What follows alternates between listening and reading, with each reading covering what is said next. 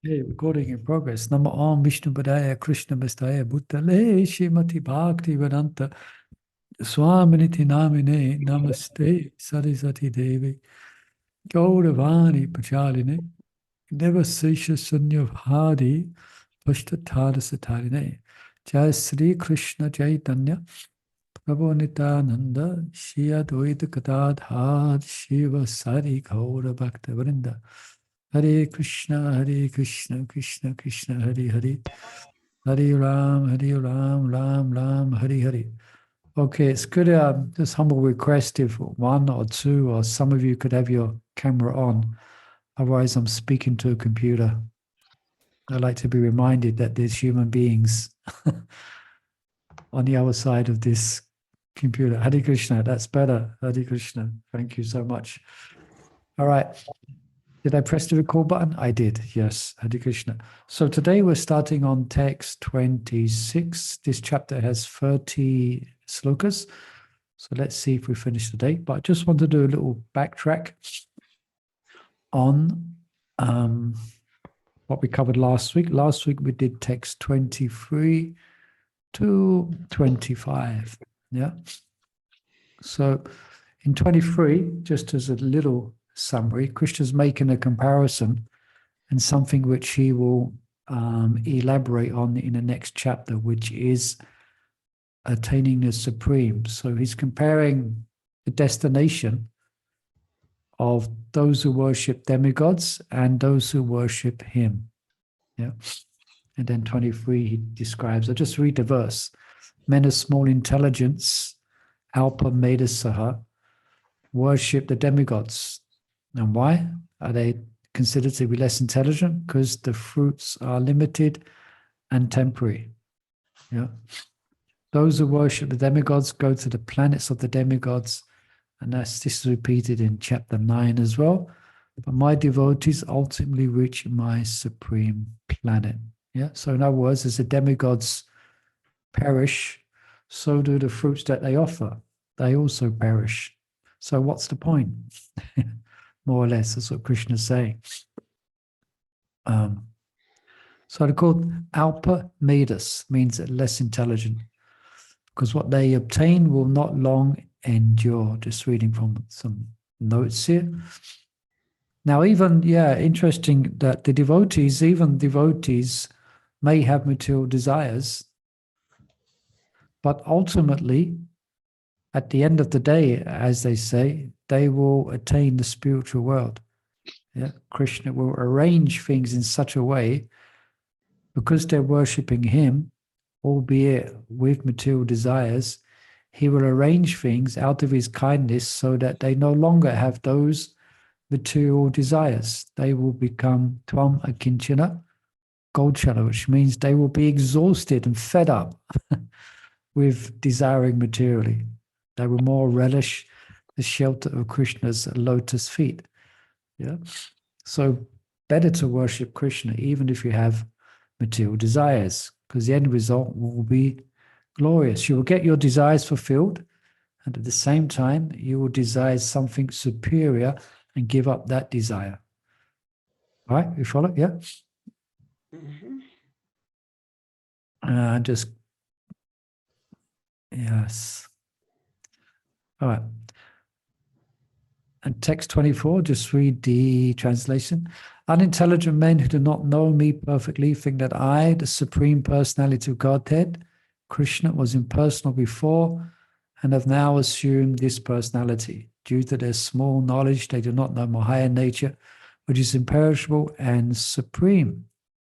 Yeah, so we mentioned last week, Krishna described those who have small intelligence, and in the commentary here, it's mentioned that those who have no intelligence are those who think like that Krishna was impersonal before. Yeah.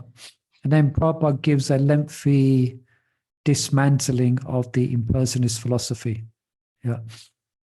And then into 25, and then we'll pick up from after this one. Yeah. It is mentioned, why can't the question that's posed here, that Krishna is answering, okay, why can't the impersonalists who are detached from matter, so these are Gyanis, so they understand the difference between matter and spirit, yeah, who are detached from matter and are therefore also transcendentalists, why can't they see him? And then Krishna says, I am never manifest to the foolish and unintelligent.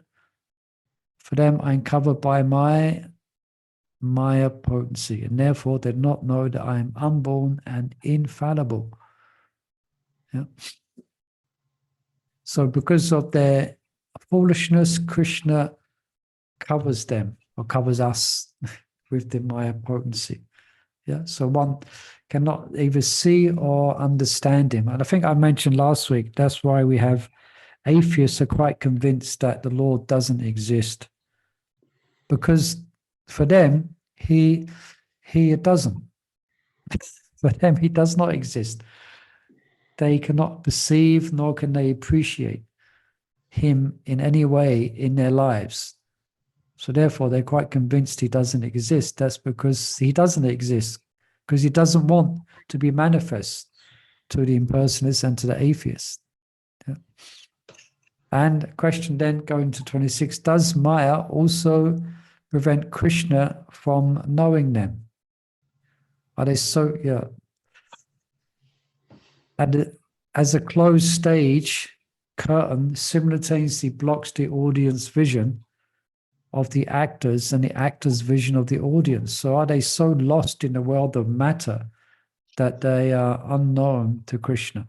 Then we come into text 26. All right. Is that a good reminder of where we left off last week? Yes, Yeah. thank you. Okay, Hare Krishna. Any questions or comments on that, please feel free to ask. And now we're on 26. So if someone like to read text 26, I've got it there. Vedaham Samidani. It's a very nice verse to remember. Shall I read, Prabhu? Yes, please. Okay. Text 26. Vedaham samatani vartamanani chadguna bhavashyati sabhutani mamtu vedana kashan. Panaha. Yeah, Yeah. kashan.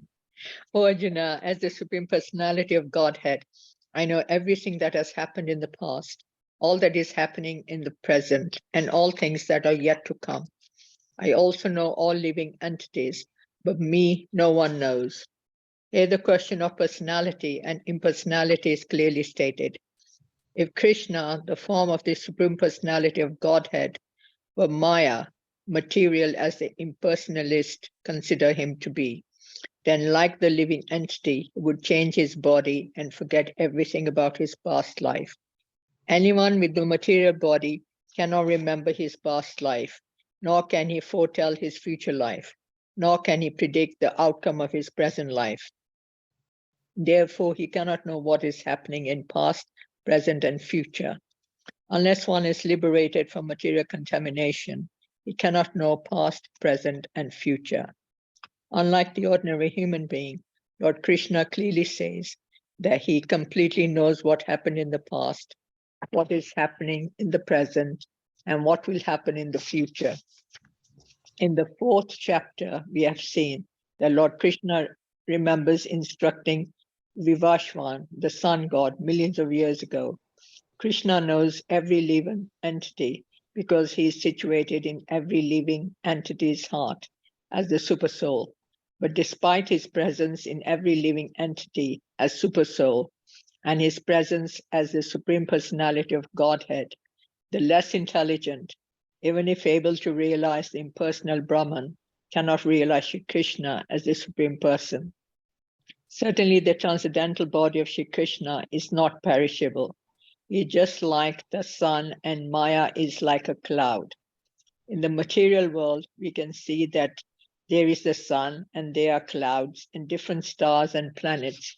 The clouds may cover all this in the sky temporarily, but this covering is only apparent to our limited vision. The sun, moon, and stars are not actually covered. Similarly, Maya cannot cover the Supreme Lord, by his internal potency, he is not manifest to the less intelligent class of men. As it is stated in the third verse of this chapter, out of millions and millions of men, some try to become perfect in this human form of life. And out of thousands and thousands of such perfected men, hardly one can understand what Lord Krishna is.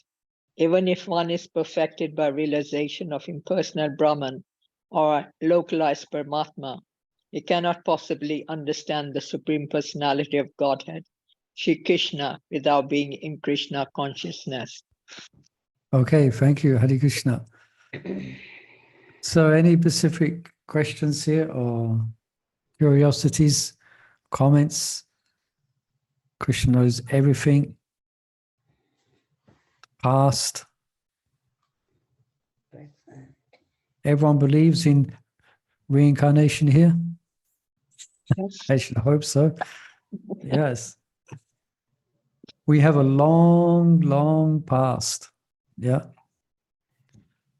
And the impressions from the past, and that's actually that's mentioned in the next verse. I'll speak more on that in the next verse. But basically the impressions from the past creates a certain types of desires within this life, a certain types of aversions and attachments in this life. But we don't know. We're kind of oblivious to the past, but Krishna knows everything that's happened in the past, present, and future. There's something called past life regression. That's normally the curiosity. I mean, it's there, it's possible, but generally not. We don't have recall of previous lives, and it's just as well, because we'll be quite psychotic if we knew everything of our previous, say, just if we knew every detail and could remember every interaction we had in the last 50 lifetimes, we would be quite psychotic. Even in this one lifetime, it drives us a bit mad. The different things we have to deal with in this one life. Yeah. The stresses and the trials and tribulations, let alone remember all details of previous lives, and it would make life very, very complicated.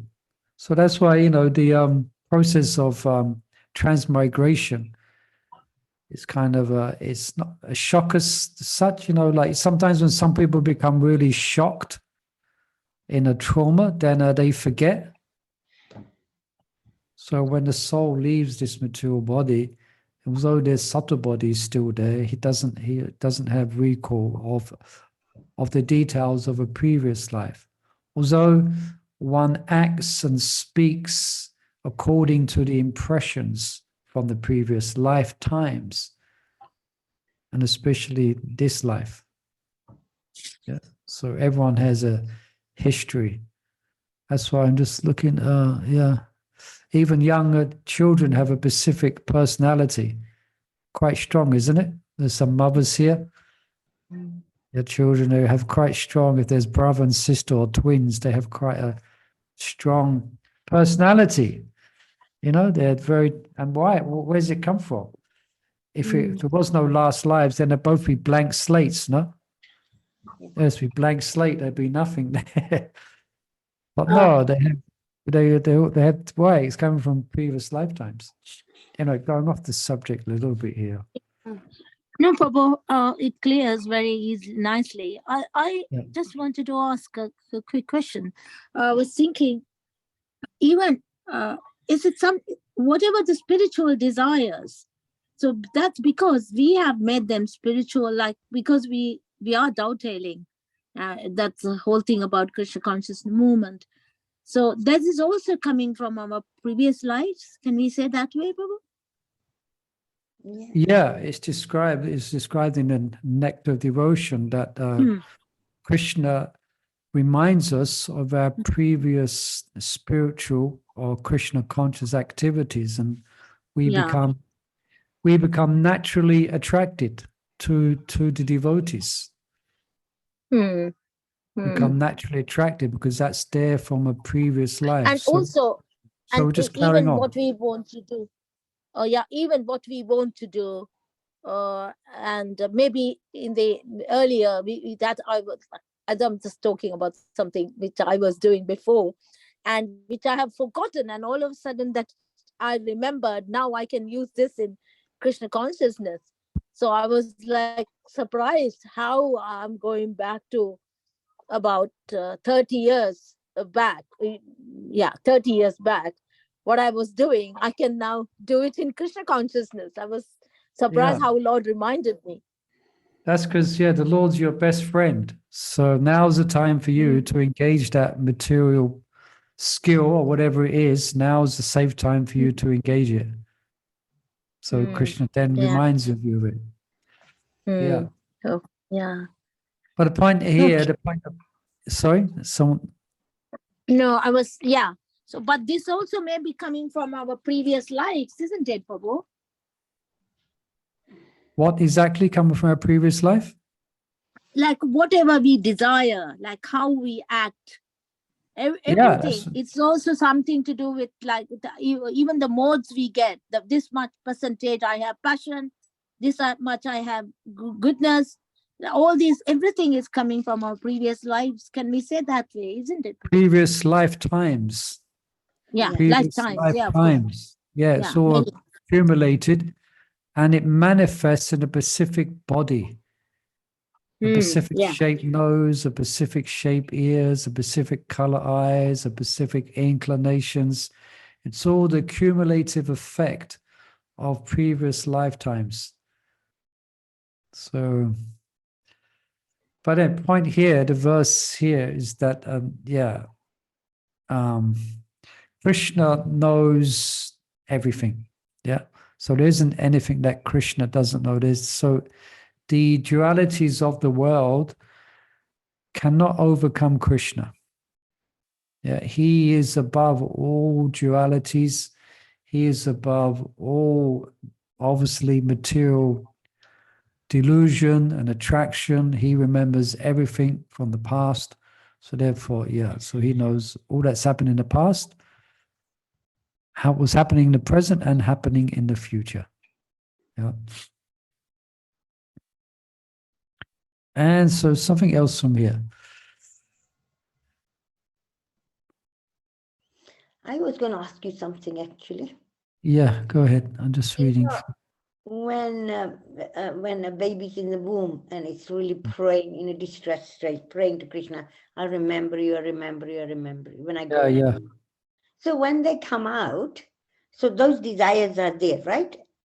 Everything. Yeah. But when they come out, why does one forget? Yeah. That's described. I think you're speaking from the third canto, Srimad Bhagavatam. Lord Kapila describes. But as described, it's the fortunate living entity who within the womb prays to the Lord. It's so happy. Yeah. Did you know you have Garbhadan samskara, then there's a samskara when the baby is born. Jata. Jata, yeah. Now, these samskaras are there. What it does, it brings forth within the psyche of the child, it brings forth their religious or spiritual inclinations. Okay. That's why Jata Samskar is done, and also Garbhadan, obviously, but then Jata Samskar as a side point. Yeah.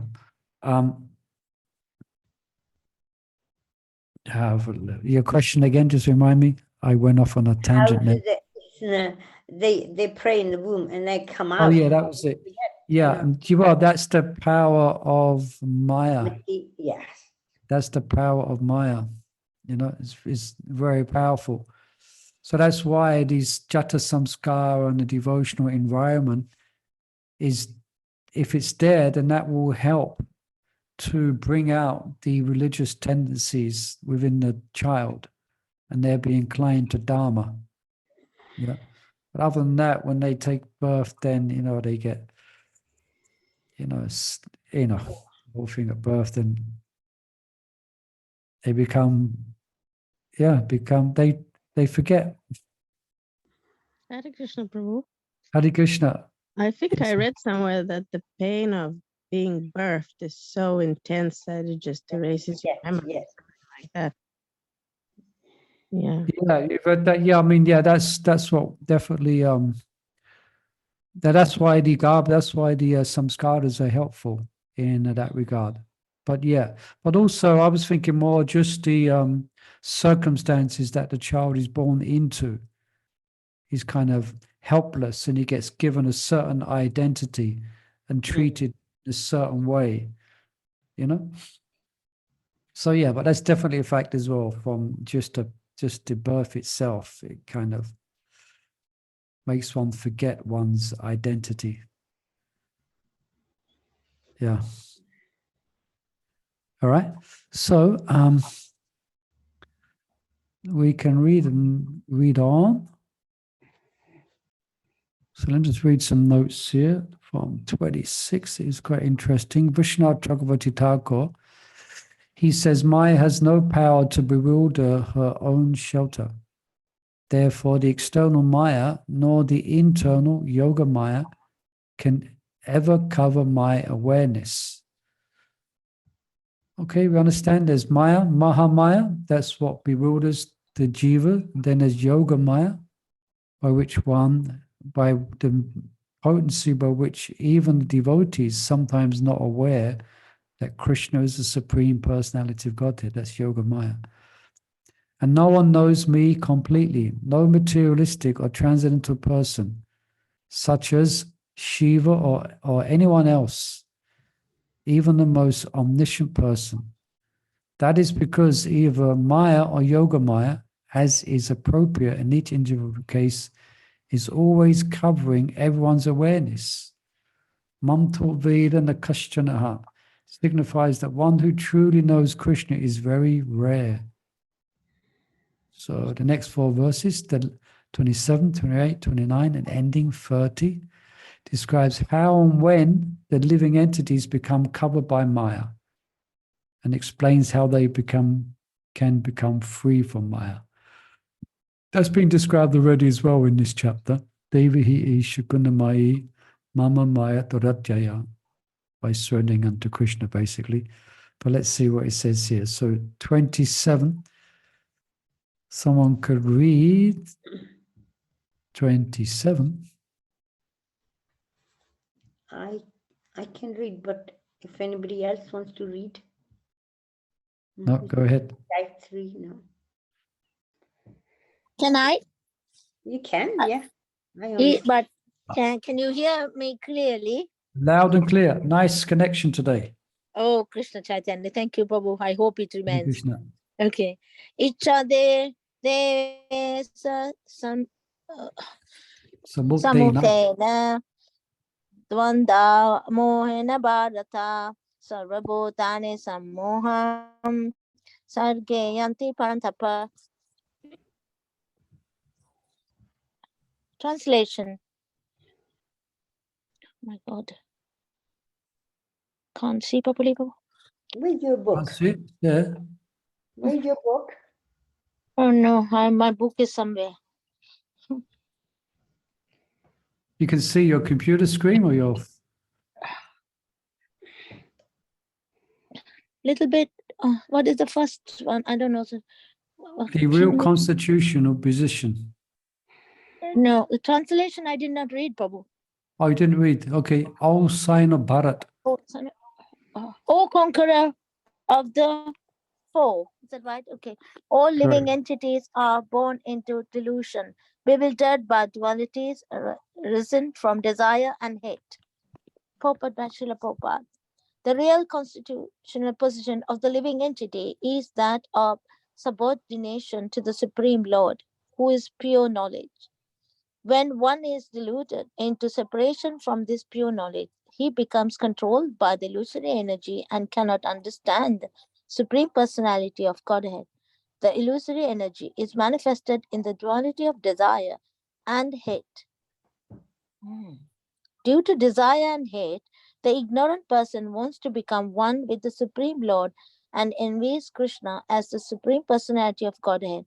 Pure devotees who are not deluded or contaminated by desire and hate can understand that Lord Sri Krishna appears by his internal potencies.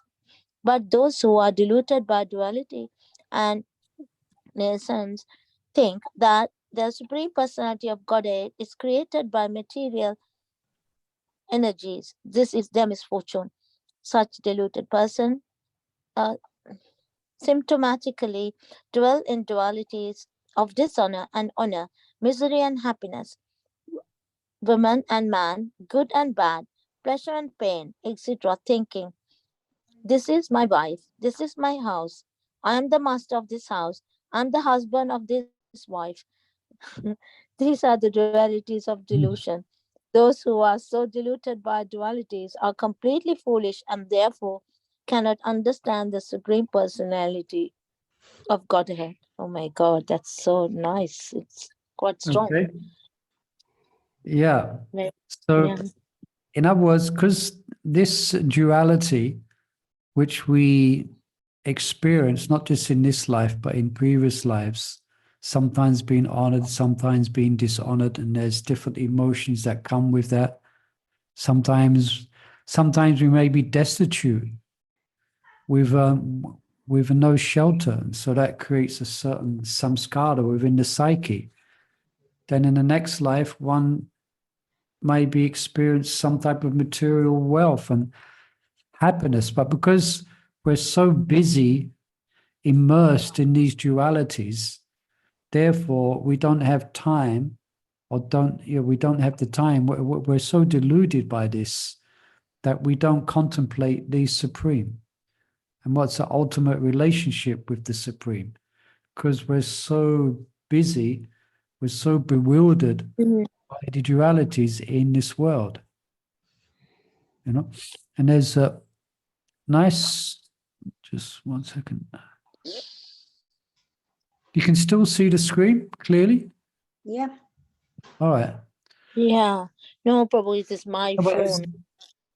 No problem. Is there any? I'm just going to read something from Ramanujacharya, which it looks like Srila Prabhupada has based his purple on. But before that, if there's any specific questions, so this is just highlighting why persons do not know Krishna or do not want to know Krishna. Yeah, because they're bewildered by the dualities of this world. And that engrosses and that takes over all their thoughts, all their emotions. Yeah. I was thinking, Prabhu, I'm talking about myself. Sometimes you think, oh, no, this person is like this. Okay, I don't like that person. We think like this. I think we shouldn't do that. Even we have to really Yeah. remove those thoughts, because this can carry for the next time. It becomes like a hate.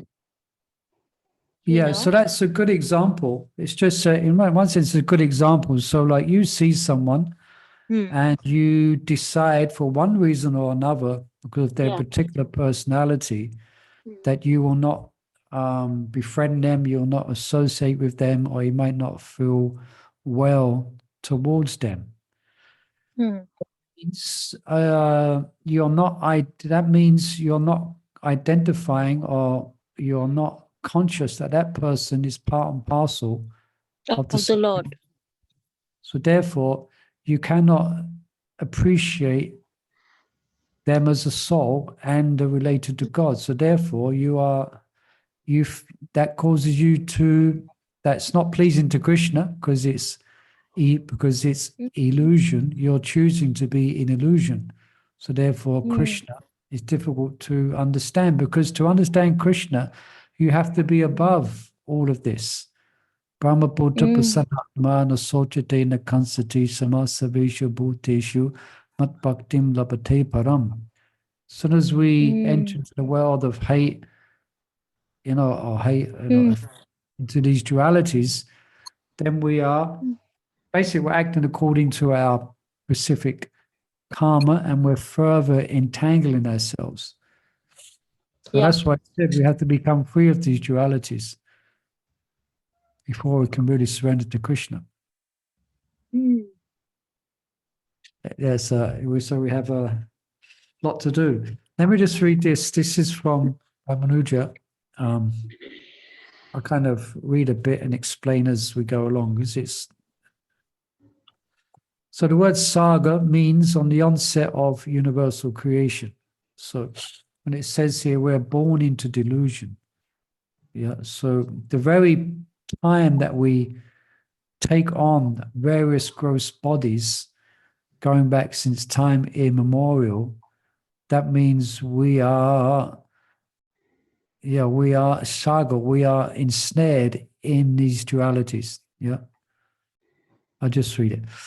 Lord Krishna is indicating that at the very start of incarnate existence, all Krishnas are cast into the net of various dualities, such as joy and grief, heat and cold, honor and dishonor.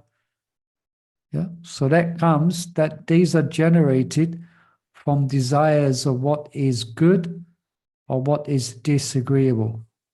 Yeah. So the purport is that whatever one has experienced in past existences, now this includes all loving exchanges, this Ramanuja says, and all hateful exchanges, are all transmitted, I was saying this earlier, into succeeding lives as tendencies and predelications. I had to pronounce that word, as tendencies and specific attraction. Yeah, it manifests. You understand? So all the previous nice exchanges, loving exchanges, and hateful exchanges, it goes into, it creates a certain type of like and dislike in the next life. Yeah. So these, quoting again, these same loving and hating influences arise and develop in the same manner as they were enacted in a previous life and ensnares an embodied being to follow the pattern. You understand? So Krishna consciousness is very much like breaking that pattern. Yeah, where you learn to see the world through scripture and act accordingly. Yeah. And you kind of learn to act going against your conditioned nature. Okay. The embodied beings that are caught under the sway of this enchantment appear to be constituted of these very natures and feel foreign to spiritual feelings and tendencies associated with the Supreme Lord, such as happiness. So in other words, what it's saying here, that we're more concerned with our happiness and our situation. Yeah. Read that again. Feeling and tendencies associated with the Supreme Lord, such as the happiness experience. So rather than the happiness that's experiencing closeness to Krishna, we're more concerned with the happiness which we, in illusion, can perceive that can come from matter. You follow? Yes, someone say yes or no. Yes. Yes. Yeah, so happiness and distress should really be just in relationship to Krishna. Distress meaning the divine distress, you're feeling separated from him. That's the only distress which is divine that we should really be absorbed in. And the happiness should be that comes from being close to Krishna, for engaging in his devotional service. But we're caught up in the happiness and distress of the material world. Well, my son did this, my uncle did that, my boss did this, she did that, he did that. This is not fair. The taxman did this. You're right. Yes. Where, I haven't got this situation, this didn't work. I tried to do this, I tried to do that, I tried to build a house and it fell down. Yeah, I built, and there's the one saying in Bengali, Prabhupada quoted that I built is a song actually. I built a nice house and it got burnt down. So then you understand these creates quite strong impressions, So our mind and we're in these dualities. So therefore we cannot perceive Krishna.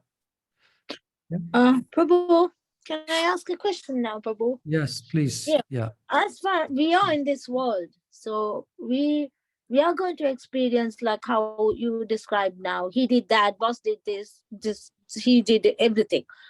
Yeah. So so that means, Prabhu, we have to accept, okay, whatever it happens, it's Krishna is watching. It is, he knows. Is that the way that we should move forward, Prabhu? Yeah, actually, His Grace Chaitanya Charan Prabhu gave class in Mayapur this morning. I wasn't there, I was doing service for my Guru Maharaj, but I heard the recording and he explained it very brilliantly. At the end of the class, he was asked quite a challenging question. And the question was child abuse, the whole thing that happened in Mayapur, and why it was almost accusational question. It was quite, why are the authorities, why are they silent? Why don't they like this? It's quite topical. And interesting, his answer. So in regards, so it's in relation to the question you asked, Mother Nitai Mata, that, we do experience these strong emotions that comes from the dualities, even as devotees. Yeah. So she's asking this is quite a question, a bit loaded, you could say, for that situation. But he said, he answered it. He's a very interesting answer. He's very brilliant. He said, whatever is happening, please don't lose sight of your quest, or please don't lose sight of God. Please don't lose sight of Krishna. Yeah. Because that may be the tendency. Yeah. So, yes, we have to face difficulties, but through your regulated sadhana, it should keep your eyes set on that ultimate goal in life. So the things you're dealing with, they are seen in the right context of being not overwhelming us, because we have a bigger, we have a bigger desire, which is to obtain Krishna. So whatever we do have to face in this world, let's not forget our quest to obtain Krishna. Because sometimes being over absorbed in these things, then we can forget our quest to be Krishna conscious. Yeah, it's happening a lot nowadays. It's so sad. It's happening a lot nowadays. Yeah, this because is the mature world. Frightened. My God, we don't want to forget looking at all these. Yeah, and well, even from another perspective, we can think of what we're going through personally, but even globally, I'm sure 2000 and where we are now, 2024, there's some things going to happen in 2024 which we would never dream would happen. We think things that we've seen in the past is bad, but let's see what the next year delves out. But we should always be focused on our development of Krishna consciousness. Yeah, only take shelter. Yeah, take shelter, and let's not forget that. It's not denying these dualities, and it's not denying that we're affected by them. That's why it's important for us to keep up a regulated spiritual practice, keep in association of devotees, keep chanting the holy name of the Lord, keep attending, keep reading Bhagavad Gita with the devotees, like we're doing now. Anybody else on that? Thank you. Very grateful. Yeah. If you get a chance, Chaitanya Charan, you can watch that recording. It comes towards the end. Where can we find, Prabhu? Mayapur TV, you'll find it easy. Mayapur TV, mayapur.com, all the classes are there. So you can see this is so O sign of Bharat, O conqueror of foe. Yeah. All entities are born into delusion. Yeah. Bewildered by dualities arising from desire and hate. And that's why they don't know Krishna. Yeah. They haven't got the mind, they haven't got the time. There's too or the inclination, because they're still too busy trying to overcome the dualities of the material world. That's why we have to learn to tolerate the dualities, tolerate the difficulties, as described in the second chapter. Brahma San Atma, again. Also to consider that verse as well. But I must admit, it's not easy. It's a challenge. All right. Yeah, because even like, this Kanishta Adhikari, Madhyamadhika, that, and there you also don't get involved with certain devotees, that's also there as well. Say again, Kanishta, you... Yeah. Different kinds of devotees, Kanishta, Madhyam, Uttam. Yeah, it's all part of the dualities that we have to deal with, Yeah. Devotees, even devotees behaving in certain, may say things or do things that we find very disturbing and very unpleasant. Yeah. So therefore it may be, so that the next... We have to... Go on. Yeah, sorry. Now I was thinking, Prabhu, we have to understand, we have to evaluate our own, how much that's going to affect our own sadhana, our spiritual life, and how much it's going to help me. And then we make a decision. Yeah, thank you. That's a good point, Nitai Mata. And that's also what Chaitanya Charan said is, okay, what can we personally do to help the situation?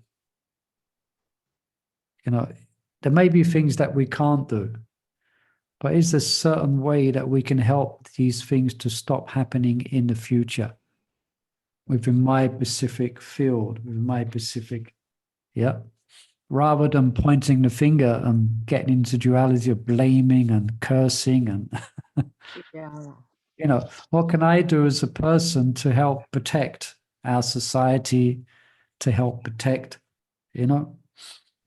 rather than throw stones and things like that, because then we're in that means we're in the material world of duality.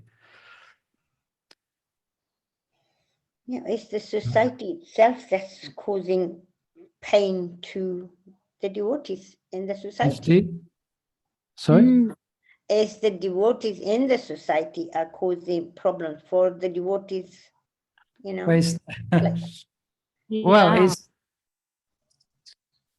in one sense, yeah, you could say that. Yeah, just like back to Tirtha Maharaj, he went to Prabhupada. I was listening to a memories recording of him, and he went to Prabhupada, and he's saying, Prabhupada, do you know there's racial discrimination in your movement? Yeah. Black-bodied, and he was obviously, he could see that, and he had experienced it, because the devotees' conditioning. Yeah. And Prabhupada said, yeah, no doubt. And if you think you're a black man, then it's going to affect you. Yeah. If your identity is, yeah.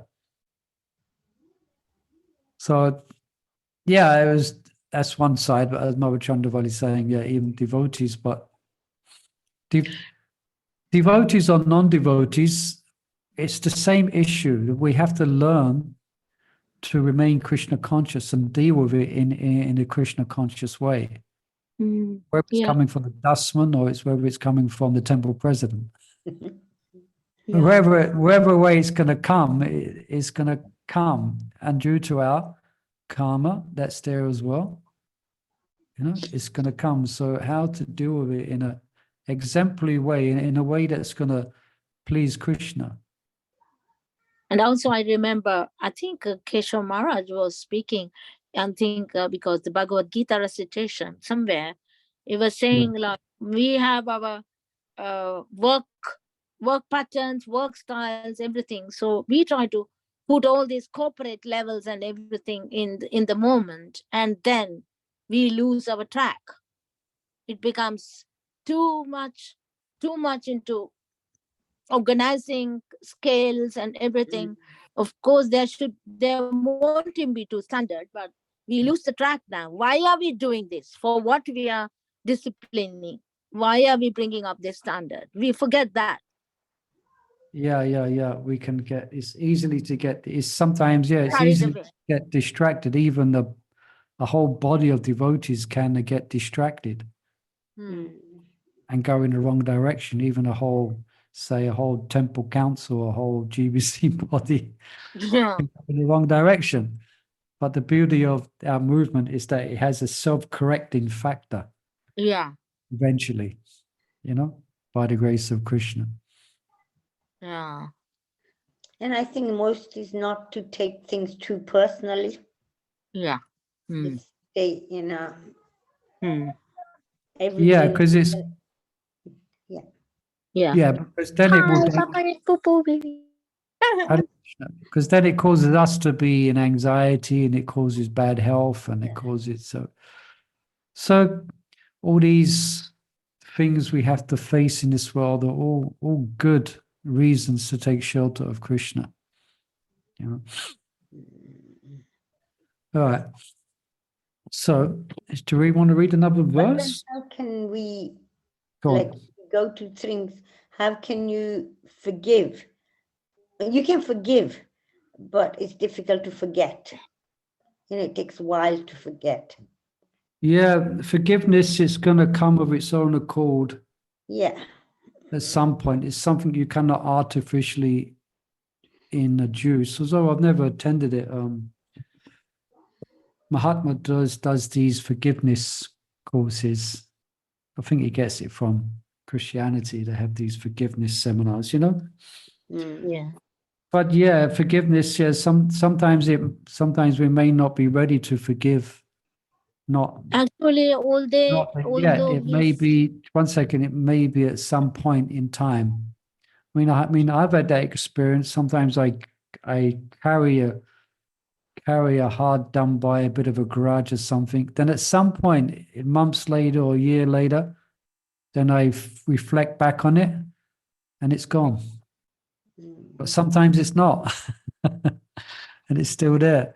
So, but ultimately, by development of as we become more absorbed in Krishna, more absorbed in Krishna's name, form, qualities, and pastimes, then no matter what happened to us from anyone in this world becomes an insignificant affair compared to the joy we are experiencing in relationship to Krishna. Yeah. Ultimately, devotee describes in the Srimad Bhagavatam, isn't it? He becomes free. All his knots or her knots to the material world are cut at some point in our spiritual development. By knowledge. Yeah, not by knowledge, but by Krishna consciousness, not knowledge, but Krishna. Yeah, Krishna. Ah. All right. Yeah, it feels like sometimes it feels okay. I'm trying to do everything that I'm supposed to be doing, what it says in the scriptures, and then you sit back and you think, okay, but then why is this not going and that's not going, and why am Yeah. It's like, it's a better, then you think, okay, what else can I do to, but basically the most important is pray to Krishna. But you still get into this kind of situation, Yeah. Tatena kompom shikshama. You know that verse. That's the idea we have to cultivate that somehow or another. This situation is like this, and despite my best efforts, then this situation happening and that situation is happening. Sarah. Let me see this as by dint of my own previous activities, and Krishna's given me a little drop of what I actually deserve. And it's not, it's something which we have to meditate upon that. It's not like we can automatically come to that conclusion, but it's something we can meditate on the meaning of that verse, And when we're in difficult situations or so-called facing unfairness or dualities of this world, at some point, we can try and correct things to some degree, but at some point it should be obvious that certain circumstances means it's not going to change no matter what we do. It's just going to come to us. Yeah. So I don't know. Okay, can I ask something like? Yeah. it's kind of personal in a way. Everybody can know. Like I came back, and then from the day I came back to services, that I felt like, kind of wanted. You felt like somebody wasn't talking to you, and it went on up to like last weekend. Like you had to be quiet. Okay, I won't do this, I won't do that, I stay quiet, this and that. And all of a sudden the situation changes, and it's like talking is back to normal, and that. Then how do you work with things like that? How do you, I was thinking to myself, what can I do to change the situation? And I'm not giving my services up, that's for sure. So I don't know how to deal with situations like that. Yeah, well, again, this is just the human experience. I mean, even if you was in an office, you would be going through the same thing. If he was working in the office, there'd be someone in the office who's giving you the cold shoulder. It's just part of the human experience, and it's not something which we're never going to be in a utopian situation, Right. Yeah. It's just not going to happen. It's just what can be done. It's a complicated, and the people are complicated, and trying to understand their reasons for doing or not doing things, it's impossible. And also, we have imperfect senses. So sometimes we may be making a judgment of someone who's not doing or doing something which may be completely wrong. Yeah. It's very human beings and conditioned souls, or even those aspiring for perfection, are very complicated. So, who's to know why someone's treating us this way or that way? Ultimately, we've got that to fall back on, that ultimately it must be my karma. It must be my karma. Karma, yes. It must be my Yes. karma. This is the easiest way to console. If I wasn't facing this in the temple, I'd be facing it at work working on reception or wherever, Yeah. It's okay. I mean, there may be sorry, Nirmai. I mean, there may be situations, it's not saying we just stick a head in the sand, so to speak. I mean, there may be some situations, depending upon the relationship, that there may be an avenue for some type of communication of how you feel and how they feel and what's going on. I mean, that may be of value in some situations, but more often than not, it's kind of may not be worth trying to analyze. Depends. You have to judge the situation. I like the way you said you stick your head in the sand. Just leave it, forget it. And then when you come out for breathing, you'll be fine. Everything will be fine. Yeah. Yeah. It's not worth even Prabhu, I just want to add something there. But sorry, we cut you off. No, I want to say, Prabhu, if you're meeting at an accident and you are just walking on the right side of the road, like whatever, everything you're following correctly. We have not done anything right, but one car comes and knock you down, and you can't analyze why. What is this? So it's your karma. Yeah. Good example. Quite a clear example. Yeah, you've waited at the traffic lights. You've looked at the green man. Yeah. You've walked across. You've looked to the right. You've looked to the left. You've done everything you should do, and you cross the road, and then bang. What can you do? It's karma. Yeah. Let's say anything from, there's just three of us having a conversation here. Anything from anybody else would like to, in these last few minutes, any comments on this? Gayatri, Mother, Anupama, who else is with us? Mother Lavanga. Jambavati's changed a bit. He's become a child. He's become a child. Hare Krishna, Prabhu. Hare Krishna. Can I Anything? just add Please. a very simple thing? I think the best thing to do is really go with the flow of the events, because like you've so Go with the nicely flow, explained yeah. that, it's not possible to understand the mindset of other people. And therefore, really, we need to be working on ourselves and just sort of see, how I can get over it, or how I can, overcome the situation, how I can, Yeah. just go with the flow. Because sometimes I find that if you, ponder on things too much, it only makes matters worse for yourself. It's not for anybody else, it's for yourself. Really, at the end of the day, it's you that matters. And therefore, I think we just need to go with the flow of things and just sort of work with it positively. Well, thank you. That sound like words of wisdom. I don't know, Prabhu, that's what I personally try Very and nice. do. So No, yeah, I I try guess and do that. Yeah, it I says try. that you are that type, that you do that. Yeah. Yeah. Keep things simple. Keep things simple.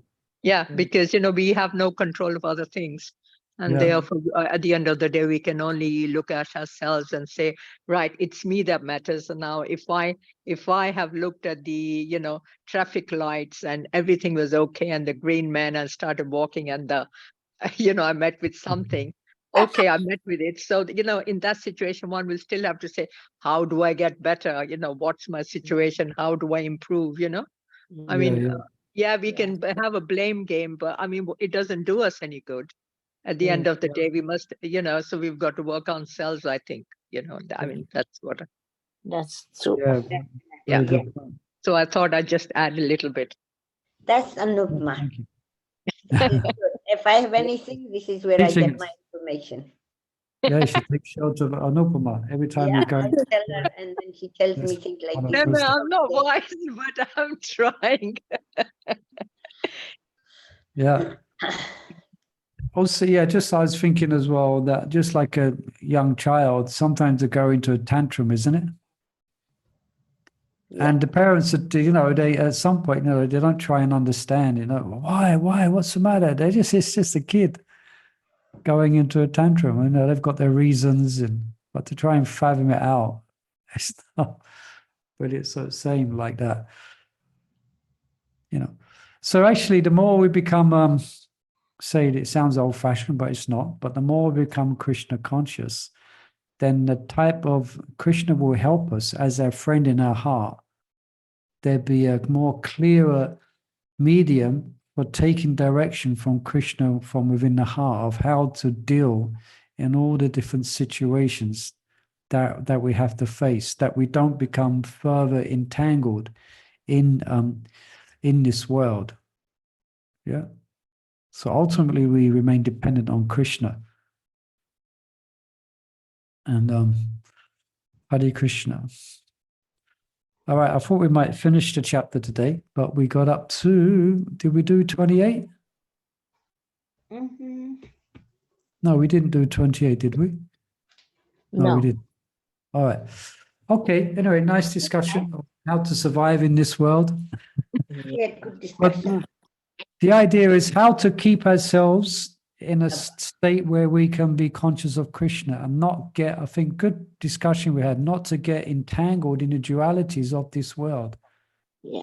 Hare Krishna, even within devotees, non-devotees, association, how to not get entangled in the dualities of this world, which crowd our mind and stop us to be able to think of Krishna. Okay, let's stop. I'm just watching Gayatri with her little ones. Yeah, Hare Krishna, guys. We had a very attentive. Yeah. What's the name of? Ugra Yeah, Narasimha. Yeah. Block it, don't block it. Ugra Narasimha.